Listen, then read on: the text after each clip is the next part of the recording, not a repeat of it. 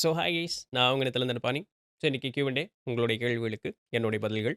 நம்மளுடைய YouTube சேனலினுடைய community post இப்போ மொபைல்ல பார்த்தீங்கன்னா, போஸ்ட்ஸ் அப்படின்னு இருக்கும். நம்ம சேனலுக்குள்ள நீங்க போய் பார்க்கணும். போம்பொழுது இந்த நெறையா இருக்கும். இந்த வீடியோஸ்ன்னு இருக்கும், ஷார்ட்ஸ்ன்னு இருக்கும், பிளேலிஸ்ட்ன்னு இருக்கும். அந்த மாரி அது அப்படியே வந்தீங்கன்னா, போஸ்ட் அப்படின்னு இருக்கும். நிறைய முக்கியமான தகவல்கள் எல்லாமே வந்து அதில ஷேர் பண்ணிட்டே வருவோம். இப்ப ஏதாவது ஒரு சில வகுப்புகள் இருக்கு. ஆ ஏதாவது இந்த மருத்துவ வகுப்புகள் இருக்கு. இல்ல இந்த பிராணிக் ஹீலிங் மாதிரி ஏதாவது ஒண்ணு இருக்கு. ஏதாவது ரொம்ப முக்கியமா உங்களுக்கு தேவைன்னா, அந்த போஸ்ட்ஸ் அப்படிங்கிறதுக்குள்ள இருக்கும். கூட வந்து இப்போ ஒரு சில கேள்விகள் கேட்டு அதற்குண்டான பதில்கள் அப்படிங்கிறதையும் நம்ம வந்து தெரிஞ்சுக்கலாம். ஆன்மீக சம்மந்தமாக. சரிங்களா? அதனால எப்பவுமே அந்த போஸ்ட் அப்படிங்கிறத வந்து பார்த்துட்டே இருங்க. முக்கியமான தகவல்கள் அதில பகிரப்பட்டுட்டே இருக்கும். சரி தானுங்களே? ஓகே. இன்னைக்கு முதல்ல ஸ்மார்ட் எஸ்டபிள்யூ அப்படிங்கிறவர் வந்து என்ன கேட்கிறார்ன்னா, அவர் தியானம் செய்யும்பொழுது உடல் அதுவாவே ஆடுகிறது. இப்படி ஆடுவது கீழ்நிலை தியானம். ஆடுவதில் கவனம் செலுத்தாமல், மூச்சில் கவனம் செலுத்தி ஆடுவதை நிறுத்தச் சொல்கிறார்கள். இது சரியான அணுகுமுறை அப்படின்னு சொல்லி, தியானம் அவ்வளோதான். கீழ்நிலை, மேல்நிலை அப்படிங்கிற மாதிரியெல்லாம் ஒண்ணும் இல்லைங்க. ஆனா அவங்க சொல்ற செய்தி சரி. சரிங்களா? இந்த உடல் இது தியானத்தில அப்படின்னு உட்காரும்பொழுது, உடல் ஆடுது, கை, கால் தானா அசையுது. ஒருத்தங்க வந்து இப்படி கை என்னமோலாம் பண்ணுது அப்படிங்கிற மாரிலாம் சொன்னாங்க. ஒரு சில தல அப்படி மேல போகுது, கீழ போகுது என்னன்னு ஒவ்வொருத்தரும் ஒவ்வொரு அனுபவங்கள சொல்லுவாங்க. இதுக்கு வெறும் கதை கிடையாது. இது அவரவர்களுடைய அனுபவங்களாக இருக்கு. இது வந்து ஏதாவது ஒரு எனக்கு ஏதோ ஸ்பெஷலா நடக்குதுங்க அப்படின்னு நெனச்சுக்கிறவங்க உண்டு. பயப்படுபவர்கள் உண்டு. 2மே தேவையில்ல. நீங்க தியானம் அப்படின்னு உட்காரும்பொழுது, மூச்ச கவனிச்சுட்டு உட்காரும்பொழுது, என்ன ஆகும்னா, உடம்பு வந்து அப்படியே இலகுவா அப்படியே மாற ஆரம்பிக்கும். அதனால அந்த ஒரு சில அசைவுகள் அப்படிங்கிறது நம்மளுடைய உடல்ல வரும். இது நம்ம சராசரியா நம்ம பார்க்கலாம். தூங்கிட்டு இருப்போம். தூங்கும்போது கை, கால் இப்படி உதறி தூக்கி போடும். இது மாரி. இது வந்து உடம்புல நடக்கக்கூடிய சராசரி நிகழ்வு. இத நாமளா உட்கார்ந்து அந்த தியானம்னு உட்காரும்பொழுது, இந்த நிகழ்வுகள நம்ம கவனிக்க ஆரம்பிக்கிறோம். அவ்வளோதான். மத்தபடி வேற ஒண்ணும் இல்ல. தூக்கத்தில சிரிக்கிறோம், தூக்கத்தில பேசுறோம் இல்லைங்களா? அந்த எண்ண அதிர்வுகள்னால வரக்கூடியது. இது அந்த உடல்ல நடக்கக்கூடிய ஒரு சில மாறுதல்கள். உடம்பு அப்படியே ரிலாக்ஸ்டா இருக்கும்பொழுது, அந்த மாறுதல்கள் வரும். தூக்கத்திலயும் இது நடக்கும். ஆனா, அது நமக்கு தெரியறதில்ல. அது நம்ம தெரிஞ்சாலும் புறந்தள்ளிர்றோம். தியானத்தில இது ஏதோ ஸ்பெஷலா நடக்கிற மாரி இருக்கு. ஒரு ஸ்பெஷலும் கிடையாது. இது சராசரியாக எல்லாருக்கும் ஒரு ஒரு மாதிரியான அனுபவங்கள் அப்படிங்கிறது ஏற்படும். அவ்வளோதான். சரிங்களா? ஏன்னா ஒரு சிலர் சொல்லுவாங்க, "எனக்கு அப்படியே உடம்பு வளைஞ்சு நெளிஞ்சு பாம்பு மாரி போகுது. குண்டலினி ஏறிக்கிட்டு இருக்கு." ஒண்ணும் ஏறலாம் இல்ல. சரிங்களா? நம்ம வந்து இயற்கையா உட்கார்ந்துருக்கோம். உடம்பு ரிலாக்ஸ் ஆகுறனால அந்த மாரி தோணுது. அவ்வளோதான். இது மேல கவனம் வைக்கக்கூடாது. உங்களுக்கு யாரோ சொல்றாங்கன்னு சொல்றீங்களே, அவங்க சொல்றது சரி. இது போல இருக்கக்கூடியதிலெல்லாம் கவனம் வச்சுக்கிட்டு இருக்கக்கூடாது. போகநாதர் என்ன சொல்றாரு? திருமூலநாதர் என்ன சொல்றார்? "உடலும், மனமும் அசையாமல் உட்காரணுங்கிறாங்க." சரிங்களா? ஒரு சிலர் உட்காரும்போது எனக்கு உடம்பு வலிக்குதுங்க. என்ன பண்ண? உட்கார்ந்து தான் ஆகணும். பயிற்சி பண்ண தான் ஆகணும். அந்த தசை நாறுகளோ, அந்த எலும்போ வந்து இன்னும் அந்த மாரி ஒரு இடத்துல இப்படி அப்படியே உட்கார்ந்திருக்கிறதுக்கு பழகல. வலிக்க தான் செய்யும். அப்போ காலையில எந்திரிச்சோனே சிறு அளவுல உடற்பயிற்சி செஞ்சுட்டு, நம்ம உட்காரும்பொழுது அதற்குண்டான வேலை அப்படிங்கிறது அது செய்யும். வேற வழி இல்ல. இல்லைங்களா? பழக பழக தான் அது எல்லாமே சரியாகும். பழக பழக தான் அது அதற்குண்டான வேலைகள அது செய்ய ஆரம்பிக்கும். நான் உட்கார்ந்தேன், நடக்கல. எவ்வளோ நாள் உட்கார்ந்தீங்க? இப்ப தாங்க கொஞ்சம் மாசமா உட்கார்ந்துருக்கேன். இத்தன வருஷமா உட்காரல. கொஞ்சம் மாசமா உட்கார்ந்தா அது உடனே நடந்துருமா? நடக்காது. இல்லைங்களா? எல்லாமே பழகும்போது சரியாயிரும். உங்களுக்கு சொல்றவங்க சரியா சொல்றாங்க. இந்த மாரி இந்த ஆடுறது, புடிக்கிறது அதுலலாம் கவனம் பண்ணா, அப்படி ஆடுதா? அப்போ நம்மள ஆசுவாசப்படுத்திட்டு திருப்பி பேசாம உட்காந்துரணும். அந்த ஆட வுட்டுக்கிட்டே இருக்கக்கூடாது. சரிங்களா? அது பேசாம அப்படியே அமைதியா உட்காந்துக்கணும் திருப்பவும். ஒரு சில நாட்களுக்கு இந்த கவனச்சிதறல்கள் இருக்கிறது. It is okay. பின்ன அதுக்கப்புறம் அது அப்படியே தானா சரியாயிரும். அதற்கப்புறம்லாம் உடம்பெல்லாம் ஆடாது. சரிங்களா? பிரபு சுப்பிரமணியன் அவங்க என்ன கேட்குறாங்கன்னா, இறந்த உடனேயே வந்து வாயில அரிசி போடுறாங்கல்ல, இதற்கு உண்டான காரணம் என்ன? அவரு இந்த ஆன்மா வந்து எப்படியும் சாப்பிட போறதில்ல, உடலும் சாப்பிட போறதில்ல. அப்புறம் எதுக்கு இது எனர்ஜி ட்ரான்ஸ்ஃபர் இந்த மாரியெல்லாம் இருக்கான்னு. எனக்கு இதற்கு தான் ஊர்ஜிதமான ஒரு பதில் அப்படிங்கிறது தெரியலைனாலும், எனக்கு தெரிஞ்ச ஒரு சில விஷயங்கள சொல்றேன். ஆம் நவதுவாரங்களையும் அடைச்சிருவாங்க. சரிங்களா? ஒரு மாரி நீர் வந்து வெளிய வரும். அதனால அந்த நவதுவாரங்களையும் துணி வச்சு அடைச்சிருவாங்க இறந்த உடனேயே. வாயில வந்து அந்த துணி கட்டியிருப்பாங்க. இருந்தாலும், அந்த நீர் வந்து அது வழியா வெளிய வர்றத நம்ம பார்க்கலாம். அரிசி போடும்போது, அரிசி வந்து அந்த நீர வந்து உறிஞ்சிக்கக்கூடிய தன்மை அப்படிங்கிறது இருக்கு. தொற்றுக்கள் எதுவும் வராம இருப்பதற்கு உண்டான பாதுகாப்பாக அந்த ஒரு முறையை பின்பற்றி இருந்திருக்கலாம் 1. இன்னொன்னு எங்க அப்பா வந்து இத சாப்பிடணும்னு ஆசைப்பட்டாங்க. எங்க அம்மா இத சாப்பிடணும்னு ஆசைப்பட்டாங்க. அதனால நான் இத வந்து கடைசியா ஒரு தடவ போடுறேனேன்னு ஒரு விருப்பத்தின் பேர்ல அவர்கள் ஏதோ ஒண்ணு தொடங்குனது. அது ஏதோ ஒரு சடங்கு மாரி ஆரம்பிச்சிருக்கலாம். பாசிபிலிட்டீஸ் தான் சொல்லிட்டு இருக்கேன். ஏன் இந்த பழக்கம் வந்தது அப்படிங்கிறது வந்து தெரியல. பெரியவர்கள்ட்ட கேட்டீங்கன்னா, ஒவ்வொருத்தரும் ஒவ்வொரு ரீசன் சொல்லுவாங்க. அப்படி நான் சொல்றது ஒரு ரீசனா எடுத்துக்கங்க. இது 2 தான் எனக்கு தெரிஞ்சு ஒரு ரீசனா இருக்கும். உங்களுக்கு அதிகமா தெரிஞ்சுது அப்படின்னு சொன்னா கீழ கமெண்ட் பண்ணுங்க. பட் இந்த எனர்ஜி ட்ரான்ஸ்ஃபர் அது இதெல்லாம் ஒண்ணும் கிடையாது. உடம்பு செத்து போச்சு அந்த உடம்ப விட்டு உயிர் போயிடுச்சு அப்படின்னு சொன்னா போனது தான். அதுக்கு மேல அங்க ஒரு எனர்ஜியும் ட்ரான்ஸ்ஃபர் ஆகாது. நம்ம கடைசியா பிராணன் வந்து ஒவ்வொரு இடத்துல நின்னு வேலை செய்யும்போது, அதுக்கு ஒரு ஒரு பேரு. கடைசியா அது வேலை செய்றது, தனஞ்சயன்னு சொல்லக்கூடிய அந்த ஒரு வாயு வேலை செய்யும். அந்த பிராணனே வந்து தனஞ்சயனாக அந்த ஒரு வேலைய அது செய்ய ஆரம்பிக்கும். என்ன பண்ணும்? அழுகல் காற்றுன்னு அதற்கு பேரு. உடம்ப அழுக வைக்கிறது அது உண்டான வழி. இது புதைச்சா தான். இன்னைக்கு எரிச்சு போடுறாங்க முக்காவாசி. அதனால அதுக்கும் வேலை ஒண்ணும் இல்ல. அது கிளம்பி போயிட்டே இருக்கும். ஸோ இந்த எனர்ஜி ட்ரான்ஸ்ஃபர் அது இதெல்லாம் ஒண்ணும் இல்லைங்க. ஆ இந்த மாதிரி ஏதாவது சடங்கு இது வந்து நம்மளுடைய அந்த உடலை சுற்றி இருக்கக்கூடியவர்களுக்கு எந்த விதமான பாதிப்பும் வராம இருக்கிறதுக்காக, பாதுகாப்பிற்காக பண்ணியிருந்திருக்கலாம்.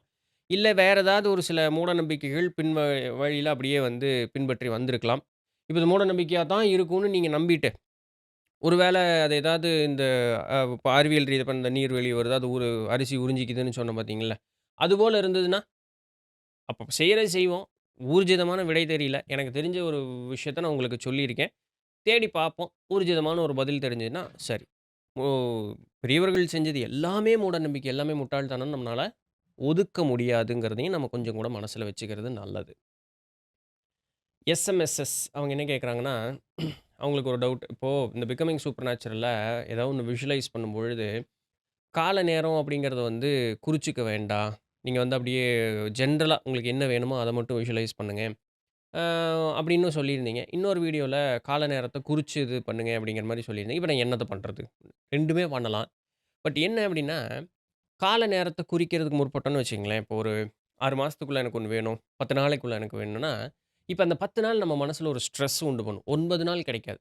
10வது நாள் காலையில வரைக்கும் கிடைச்சிருக்காது.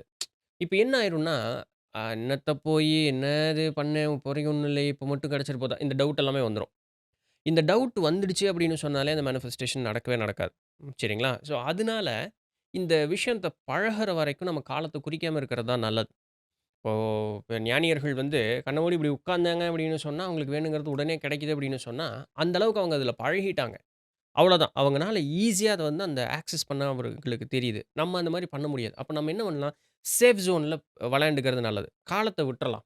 எனக்கு வேணும், அது கிடைக்கும்போது நான் எப்படி இருக்கேன், அந்த மனமகிழ்ச்சியோட மட்டும் இருப்போம். இந்த இயற்கையா பார்த்து ஷார்ட்டஸ்ட் ரூட்ட தேடி புடிச்சு நமக்கு அந்த பொருள கொண்டு வந்து குடுக்கும். சரிங்களா? இதில பழகிட்டோம் அப்படின்னு சொன்னா, கொஞ்சம் கொஞ்சமா பழகி பார்ப்போம். அந்த காலத்தையும் இணைச்சு நம்ம வந்து அதற்கு உண்டான பயிற்சி அப்படிங்கிறத பண்ணி பார்ப்போம். ஒன்ஸ் அந்த நேக் புரிஞ்சிருச்சு அப்படின்னு சொன்னா, குறிச்ச காலத்த குறிச்சு நம்ம கேட்கலாம். அதுநாள் வரைக்கும் ஒரு சேஃப் கேம் விளையாண்டுக்கிறது நல்லது. காலம் அப்படிங்கிறத விட்டு போட்டு, வேணுங்கிறத மட்டும் நெனச்சுக்கிறதோட சரி. அவ்வளோதான். மத்தபடி வேற ஒண்ணும் இல்ல. ஸோ 2மே சரிதான். நம்மளுடைய நிலைய பொறுத்து தான் அது எல்லாமே. சரிதானுங்களா? யமுனாவதி அவங்க என்ன கேட்குறாங்கன்னா, "முக்தி பேறு அடைந்தவர்களை நாம் அழைத்தால் அவர்கள் தரிசனம் தரமாட்டார்களா?" அவங்களே முக்தி பேர் அடைஞ்சுட்டாங்க. அவங்க எப்படி வருவாங்க? வரமாட்டாங்க. இல்லைங்களா? அப்போ யார் வருவா? இறையே திருப்ப வரும். இறையே வரும். இப்ப நம்ம கண்ணபிரான் அப்படின்னு ஒருத்தர் இருந்தார். இல்லையா? கிருஷ்ணர், கண்ணபிரான் அப்படின்னு சொல்லிட்டு ஒருத்தர் இருந்தார். இவர் வந்து கடைசியாக அந்த மரிக்கும் பொழுது, அவர் வந்து தியான நிலையில இருந்ததாக தான் சொல்லப்படுது. ஏன்னா, அவர் எப்படி இறந்தார்ன்னு நெறைய பேர் சொல்லல. அந்த வேடன் அம்பை தான் கால் கட்ட விரல்ல பட்டது அப்படின்ங்கிறாங்க. அந்த வேடுவன் வந்து மறுபடியும் வந்து பார்க்கும்பொழுது, கண்ணபிரானுடைய உடல் அந்த இடத்துல இல்லை. அப்படிங்கிற மாரி ஒரு கூற்று வந்து அந்த இடத்துல உண்டு. அவர் வந்து தியான நிலையில் இருந்து சமாதி கொண்டார் அப்படின்னு சொல்லக்கூடிய கூற்று உண்டு. பட் தெரியல. அ பரவலாக இந்த மாரி வேறு செய்திகள் அப்படிங்கிறது பரவிட்டு இருக்கு. பட் எனிவே அந்த கண்ணபிரான்னு சொல்லக்கூடிய வந்த ஒரு ஆன்மா, ஒரு முதிர்ந்த நிலை ஒரு ஆன்மா. இப்போ அந்த ஆன்மா வந்து அது கிளம்பி போயிடுச்சுன்னு வச்சுக்கங்களேன், அது திருப்பலாம் வராது. அது முக்தி பேருக்கே போயிருக்கும் அந்த ஆன்மா. சரிங்களா? அந்த அந்த பார்டர்ல நின்னுட்டுருக்கும். இப்போ சைவக்குறவர்கள் அப்படின்லாம் நம்ம பார்க்குறோம் இல்லையா? அடுத்து 64 நாயன்மார்கள்னு பார்க்குறோம். எத்தன ஞானியர்கள், எத்தன சித்தபெருமக்கள் எல்லாருமே இருக்காங்கல்ல. இப்போ போகநாதரனுடைய 7000த்தில பார்க்கும்போது 5ஆம் காண்டத்தில, 6ஆம் காண்டத்திலே பல சித்தர்கள பத்தி சொல்லுவார். அவர்கள் எல்லாருமே சொல்லுவாங்க, "நான் மீண்டு வருவதில்லைன்ட்டே தான் போவாங்க." நான் இனி மீண்டு வருவதில்லைன்ட்டு அவங்க அவங்க அவ்வளோதான். அவங்க பிரம்மத்தோட கலந்திருப்பாங்க. ஆனா, நம்ம அவங்கள வேண்டிட்டு இருப்போம். அப்ப வேண்டுறதுல அர்த்தமே இல்லையான்னு நம்ம ஒரு கேள்வி கேட்டோம்னா, அப்படி கிடையாதுங்க. அவர்கள் உருவத்தில இறையே தாங்கி வரும். இப்ப அவர்களுடைய உருவம் எப்படி இருந்ததுன்னு நமக்கு எப்படி தெரியும்? தெரியாது. அப்போ வரும்பொழுது நான் போகர், நான் கோரக்கர், நான் சிவவாக்கியர், நான் வந்து மாணிக்கவாசகர் அப்படின்னு சொல்லி நான் கண்ணவரான் அப்படின்னு சொல்லி நம்மளுடைய மனதில ஒரு கற்பனை இருந்ததுன்னா, அந்த கற்பனை உருவத்தை அந்த இறையே தாங்கி அந்த நாம ரூபத்தோடு இங்க வந்து நிக்கும். அப்போ அவர்கள் வழியாக நம்ம ஒரு சில விஷயங்கள நம்ம கேட்டு, உணர்ந்து, தெரிஞ்சு தெளியும் பொழுது தான் தெரியும், "அட வந்தது சாமி" அப்படின்னு சொல்லி. ஸோ முக்தி பேர் அடைந்தவர்கள் அதுக்கு பேரே அதனால தான் முக்தி பேரு. மீண்டு வாரா நெறி. அதனால தான் அதுக்கு பேரு. அந்த இடத்துல அவர்களை சுட்டி காட்டுவதற்கே அவர்கள் இல்ல. இறை மட்டும் தான் அந்த இடத்துல இருக்கும். அந்த ஆன்மா இறையோடு போய் கலந்துரும். அப்ப நாம கூப்பிடுறதுக்கு யார் வருவான்னு கேட்டா, சாமியே வரும். அந்த இறைங்கிற அந்த ஆற்றலே வரும் இந்த இடத்துல. நாம ரூபங்கள் என்னது போய் இருக்கு? அது நம்மளுடைய மாய தோற்றத்தினால ஏற்படக்கூடியது தான். அந்த நாம ரூபத்தை இறை தாங்கி வந்து நம்மளுடைய மனசு திருப்திக்காக நம்ம இந்த ஆன்மீக பதிவுகள்லாம் பார்த்திருப்போம். ஒரு பெண்மணியினுடைய கணவர் இறந்திருப்பார். அந்த பெண்மணிக்கு இயேசு கிறிஸ்து மேல அதிகப்படியான ஈடுபாடு. அந்த கணவர் வந்து அந்த பெண்ண வந்து சமாதானப்படுத்துறதுக்காக அந்த ஒரு ஒரு அமைதியான நிலையில இருக்கக்கூடிய அந்த சக்தி இப்படி பாய்க்கும்போது, அந்த பெண்ணுக்கு வந்து அதிகப்படியான ஒரு இறை பக்தி இருந்தப்போ, அந்த பெண்ணுடைய மனோநிலை என்னதான் வருத்தத்தில இருந்தாலுமே, அவளுடைய மனோநிலை இறை நாட்டத்தின் மீது இருக்கும்போது, அவளுடைய ஆன்மா வந்து கொஞ்சம் ஒரு முதிர்ந்த ஒரு நிலையில இருக்கும். அப்ப அந்த சக்திய வந்து உள்ள வாங்கிக்கிறதுக்கு அவளுக்கு ஒரு பலம் இருக்கும். அப்ப டக்குனு ஒரு ஃபிராக்ஷன் ஆஃப் செகண்ட்ல இயேசு கிறிஸ்து அந்த கண்ணுக்கு வந்த மாரி இருக்கும். ஆனா, அங்க இயேசு கிறிஸ்து வரல. கணவன் தான் அந்த இடத்துல நின்னுட்டு இருக்கான். அந்த கணவனாக சொல்லப்பட்ட அந்த ஆன்மா தான் அந்த இடத்துல நின்னுட்டு இருக்கு. ஆனா, அவளுடைய கண்ணுக்கு அந்த இயேசு கிறிஸ்துவினுடைய உருவம் தெரிஞ்சா, அவ மனசாந்தி அடைவா அப்படிங்கிறதுக்காக அந்த அந்த ரூபத்தை தாங்கி அந்த கணவனுடைய உருவம் தெரியும். அவ்வளோதான். ஸோ, நமக்கு புரிதலுக்கும், நம்ம விருப்பப்பட்டதற்கு ஏற்றார் போல இறை அந்த ஒரு நாம ரூபத்தை தாங்கி வரும். புரிஞ்சுட்டோம் அப்படின்னு சொன்னா, அங்க நாமமும் இல்ல, ரூபமும் இல்ல. நாமும் முக்தி அடைஞ்சுட்டோம்னா, நம்மள யாரு கூப்பிட்டாலும் வரப்போறப்ப நம்ம வரலாம் மாட்டோம். அவ்வளோதான். அதனால தான் அதுக்கு பேரு முக்தி. சரிங்களா? மீண்டு வாரா நெறி அப்படிங்கிறது அதற்கு பேர். அடுத்தது பாலாஜி எஸ். அவங்க என்ன கேட்குறாங்கன்னா, தேவைக்கும், அவசியத்திற்கும் என்ன want, need how to identify one's want, need and purpose அப்படின்னு கேட்குறாங்க. ஸோ எப்படின்னா, இப்போ வாண்ட் அப்படிங்கிறது பார்த்தீங்கன்னா தேவை. நீடுங்கிறது அத்தியாவசியம். பர்ப்பஸ் அப்படிங்கிறது வந்து ஒரு நோக்கம். சரிங்களா? இப்ப வாண்ட்டுங்கிறது வந்து நமக்கு எல்லாமே வாண்ட்டு தான். எல்லாமே தேவை தான். யாருக்காவது உங்களுக்கு வந்து ஒரு ரூ. 10,00,000 வேணுமா? அப்படின்னு கேட்டா வேண்டான்னு யாரும் சொல்லப் போறதில்ல. ஆனா நமக்கு உண்மையாலுமே அந்த ரூ. 10,00,000க்கு என்ன பண்ண போறோன்னே தெரியாது. அவசியமே இருக்காது. பின்ன தேவைப்படும்லன்னு வாங்கி வச்சுக்குவோம். அவ்வளோதான். அதுக்கு பேர் வாண்ட். ஆனா, உங்களுக்கு உண்மையாலுமே ஒரு ரூ. 10,000 தேவைப்படும். அதுதான் தேவை. நீடு. ரூ. 10,000 எனக்கு தேவைங்க. ரூ. 10,000 போதுன்னு யாராவது சொல்லுவோமா? சொல்ல மாட்டோம். நம்ம என்ன பண்ணுவோம்? ஆசை. பின்னாடி வந்ததுன்னா, அப்போ தேவைகளை நினைத்து எல்லாத்துக்கும் எல்லாமே தேவை தான். ஐஃபோன் வேணுமா? வேணும். ஆனா அது தேவையா? அவசியம் இல்ல. ஒரு ஒரு பைக் வேணுமா? வேணும். ஆனா தேவையா? அவசியம் இல்ல. புரியுதுங்களா நான் என்ன சொல்றேன்னு? ஆசை அப்படின்னு சொல்லக்கூடியது நமக்கு எப்பவுமே இருந்துகிட்டே தான் இருக்கும். வாண்ட் அப்படின்னு சொல்லக்கூடியது எப்பவுமே இருந்துகிட்டே தான் இருக்கும். அத நோக்கி ஓடக்கூடிய ஆட்கள் தான் தங்களுடைய ஆயுட்காலத்தை தொலைத்துக் கொண்டு வாழ்க்கையினுடைய எல்லா நிம்மதியும் தொலைச்சிடுறாங்க. ஆனா, அத்தியாவசியம் அப்படின்னு சொல்லக்கூடிய ஒண்ணு இருக்கு இல்லையா? நீடு. அது எல்லா மனிதர்களுக்கும் ரொம்ப சின்னதா தான் இருக்கும். சாப்பிடணும், நல்ல மானத்த மறைக்கிறதுக்கு உடுப்பு வேணும். இயற்கை உபாதைகள் பாதிக்காம இருக்கிறதுக்கு நமக்கு ஒரு கூரை வேணும். இது 3 தான் அடிப்படை தேவை அப்படின்னு சொல்லக்கூடியது. இது 3 வேணும். இது 3ம் பூர்த்தி ஆயிடுச்சு அப்படின்னு சொன்னா, இனப்பெருக்கம் அப்படிங்கிற ஒண்ணு வரும். இவ்வளோதான். இது 4ம் பூர்த்தி ஆயிடுச்சு அப்படின்னு சொன்னா, அவன் வந்து இந்த உலக சந்தோஷத்த அனுபவிக்க ஆரம்பிப்பான். அதுக்கு அடுத்து தான் வரும்பொழுது இந்த தேவைகள் அப்படின்னு வர்றது. ஆசை அதெல்லாம் வராது. இதுவும் ஒரு கட்டத்தில புளிச்சு போம்போது முக்தி நிலை அப்படிங்கிறது போவோம். அப்ப அடிப்படை நமக்கு பூர்த்தி ஆகுதான்னு பார்த்தா, ரொம்ப சின்ன சின்ன விஷயங்கள் அப்படியே பூர்த்தி ஆயிட்டே வரும்போது, "போதும் என்ற மனமே பொன் செய்யும் மருந்து." அத வளர்த்துக்கிட்டோம் அப்படின்னு சொன்னா, இந்த உலக ஆசை நம்மள விட்டு எளிமையில டான்னு ஓடி போயிரும். இங்க ஒண்ணுமே இருக்காது நம்மளுக்கு. ஆசை தூண்டுறதுக்கு ஒண்ணுமே இருக்காது. நேரா ஈஸியா முக்தி பேருக்கு போயிருவோம். ஸோ வாண்ட்டுக்கும், நீடுக்கும் உங்களுக்கு அர்த்தம் புரிஞ்சது இல்லையா? பர்ப்பஸ் இந்த நோக்கம் அப்படிங்கிறது என்னங்கிறது, வாழ்க்கையினுடைய நோக்கத்த நம்ம புரிஞ்சுக்கணும் என்னைக்குமே. நான் ஏன் வந்திருக்கேன்னு.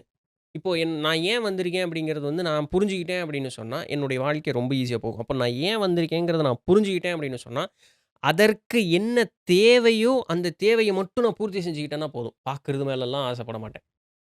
இப்போ ஒருத்தன் வந்து பெரிய பணக்காரன் ஆகணும், பெரிய தொழிலதிபர் ஆகணும்னு வந்திருக்கான்னு வச்சுக்குவோமே. அப்ப அவன் அதுல முன்னேற்றம் அடைய, அடைய, அடைய அதற்குண்டான சுகங்கள் எல்லாத்தையும் அனுபவிச்சுக்கிட்டே இருப்பான். அது அவனுடைய தேவை. அத அவன் பண்றான். ஆனா நானும் அது போய் பண்ணுனேன். நான் வந்து இங்க ஒரு 4 பேத்துக்கு நல்ல விஷயத்த சொல்லணும்னு வந்திருக்கேன்னு வச்சுக்கங்களேன். எனக்கு பெரிய அளவுல காசு பணமோ, இந்த உலக ஆசைகளோ எனக்கு தேவையில்ல. நான் வந்து நிறைய படிக்கணும், அறிவு வளர்த்திக்கணும், விசாரணை பண்ணணும். அதனால் வரக்கூடிய அனுபவங்கள பிறருக்கு சொல்லிக் குடுக்கணும். நான் வந்து அதற்குண்டான முயற்சிகள் எடுக்கணும். அத நான் பின்னாடி அடுத்து வரவங்களுக்கு சொல்லிட்டே இருக்கணும். இதுதான் என்னுடைய தேவை. ஆனா அவன பார்த்துட்டு, இருக்கிறத விட்டு கோட்டைய விட்டு போட்டு அங்க போனேன்னு வச்சுக்கங்களேன், இந்த புலிய பார்த்து பூனை சூடு போட்ட கதை தான் அது. அது அர்த்தம் இல்லாம போகுது பார்த்தீங்களா? ஸோ இந்த பர்ப்பஸ் வாழ்க்கையினுடைய நோக்கத்த நம்ம வந்து கண்டுபிடிச்சிட்டோம் அப்படின்னு சொன்னா, அப்ப எது தேவை, எது தேவையற்றதுன்னு புரிஞ்சிரும். தேவைய மட்டும் நோக்கி போனோம்னா, வாழ்க்கையினுடைய நோக்கமும் நமக்கு பூர்த்தி அடைஞ்சிரும். நிம்மதியா வந்த வேலைய முடிச்சுக்கிட்டு நிம்மதியா போலாம். இந்த வந்த வேலைய சரியா செய்றவனுக்கு எளிமையில முக்தி அடைஞ்சிரும். பகவத்கீதையில பார்த்தோமே கடைசியில, இங்க அவன் அவன் வேலைய மட்டும் செஞ்சா போதும். இந்த அவன் வேலைன்னு யார் நிர்ணயம் பண்றது? அத அவனே நிர்ணயம் பண்ணிட்டு தான் இந்த பூமிக்கே வந்திருக்கோம். அத செஞ்சாலே போதும். ஆனா, நம்மளுடைய கட்டமைப்பு என்னமோ அந்த மாரி இல்ல. But okay. சுய அறிவுங்கிறது ஒரு வயசுக்கு மேலயாவது வரும்ல. அதற்கப்புறமாவது நம்ம ஒரு நல்ல ஒரு நிலைக்கு போறதுக்கு முயற்சி அப்படிங்கிறத எடுப்போம் பார்த்தீங்கள்ல. அவ்வளோதான். இப்ப பர்ப்பஸ் எப்படி கண்டுபிடிக்கிறது அப்படின்னு கேட்டீங்கன்னா, முதல்ல பொறுமையா உட்காருங்க. உங்களுக்கு என்ன தேவை இருக்கு? இந்த உலக விஷயங்கள்ல உங்களுக்கு எதன் மீது ஆசை, நாட்டம்ங்கிறது போகுது அப்படிங்கிறது ஒரு ஒரு ஒரு அலசி ஆராய்ஞ்சு பாருங்க.